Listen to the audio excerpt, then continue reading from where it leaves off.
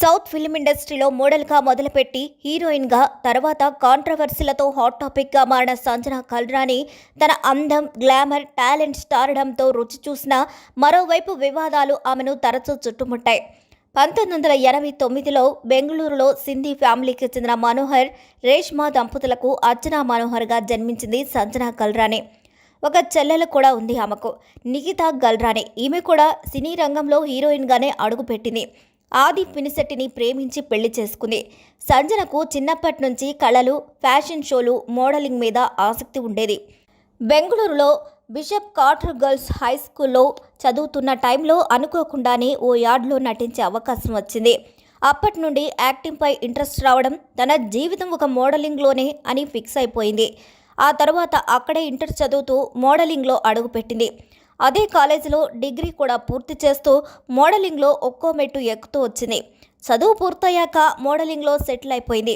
TV కమర్షియల్స్లో రిత్ మ్యాన్, రాయల్ స్టాగ్, బిఎస్ఎన్ఎల్ వంటి బ్రాండ్లతో ఇతర ప్రముఖ మోడల్ సెలబ్రిటీలు ఉన్న యాడ్స్లో చేసింది.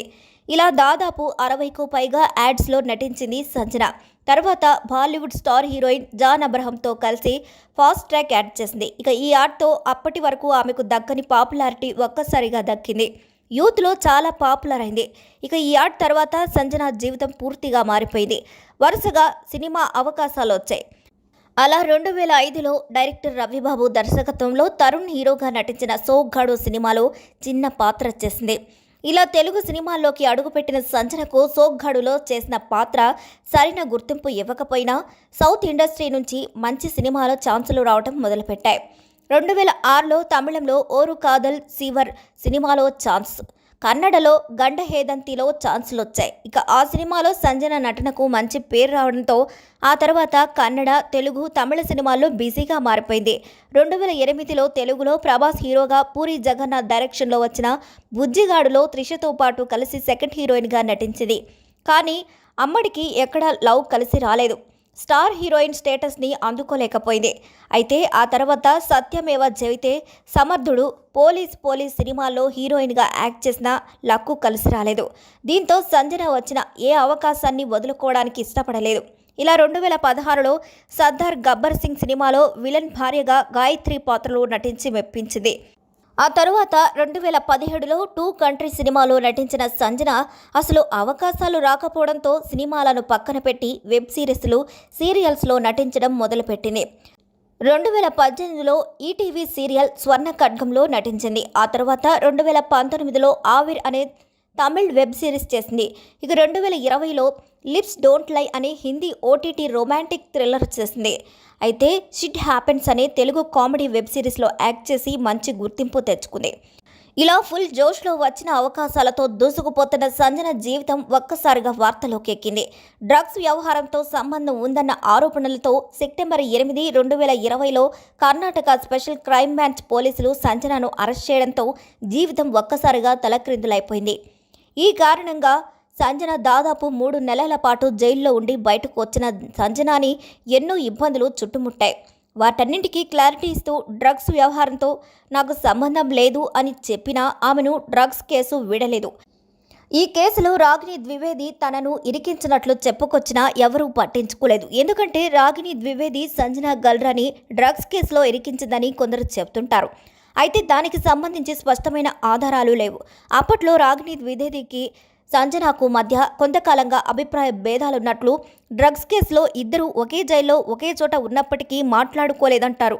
అయితే తర్వాత సంజన ఎన్నిసార్లు బెయిల్కి అప్పీల్ చేసినా రిజెక్ట్ చేయడంతో 3 నెలల పాటు జైలు శిక్ష అనుభవించింది. ఇదే టైంలో సంజన గల్రాని 2020లో రహస్యంగా ఓ ముస్లిం డాక్టర్ని పెళ్లి చేసుకుందని వార్తలు బయటకొచ్చాయి. అయితే 2021లో ఈ విషయంపై క్లారిటీ ఇస్తూ లవర్ అయిన అజీజ్ పాషాను సీక్రెట్గా పెళ్లి చేసుకున్నట్లు ప్రకటించింది. అయితే ఈ పెళ్లి చేసుకోవడం కోసం సంజన ముస్లిం మతానికి కన్వర్ట్ అయ్యి సంజనాగా తనకున్న పేరుని మహిరాగాగా మార్చుకొని పెళ్లి చేసుకుంది. ఇలా కొంతకాలానికి అంటే 2022 మేలో సంజన మగబిడ్డకు జన్మనించింది. ఆ తర్వాత 2023లో కుటుంబంతో కలిసి మక్కాకు వెళ్ళింది. ఆ తర్వాత అయోధ్య రామ మందిరానికి కూడా సంజన వెళ్లడంతో సంజనపై నెగిటివిటీ రావడంతో తిరిగి తన హిందూ మతాన్ని అనుసరిస్తున్నట్లు ప్రకటించింది. రీసెంట్గా అంటే 5 మంత్స్ బ్యాక్ సంజన పండంటి ఆడబిడ్డకు జన్మనిచ్చింది. అలా పూర్తిగా ఇండస్ట్రీ గుడ్ బై చెప్పేసిన యూట్యూబ్లో కనిపించడం మొదలుపెట్టింది. అయినప్పటికీ డ్రగ్స్ విషయంలో తనపై పడిన మచ్చ తనను వెంటాడుతూనే వచ్చింది. అదే టైంలో సంజనాకి తెలుగు బిగ్ బాస్లో ఆఫర్ వచ్చింది. 2013లో కన్నడ సీజన్ 1 బిగ్ బాస్లో 2 వారాలు ఉండి వచ్చేసిన సంజనకు డ్రగ్స్ కేసులో పడిన మచ్చను తుడిచేసుకోవడానికి Telugu big boss season 9 offer అవకాశంగా దొరికిందని భావించి తక్కువ రెమ్యునరేషన్కే హౌస్లో అడుగుపెట్టింది. ఇలా తను ఏ నేరం చేయలేదు అని చెప్పుకోవడానికి తెలుగు బిగ్ బాస్ని ఆయుధంగా మార్చుకుంది.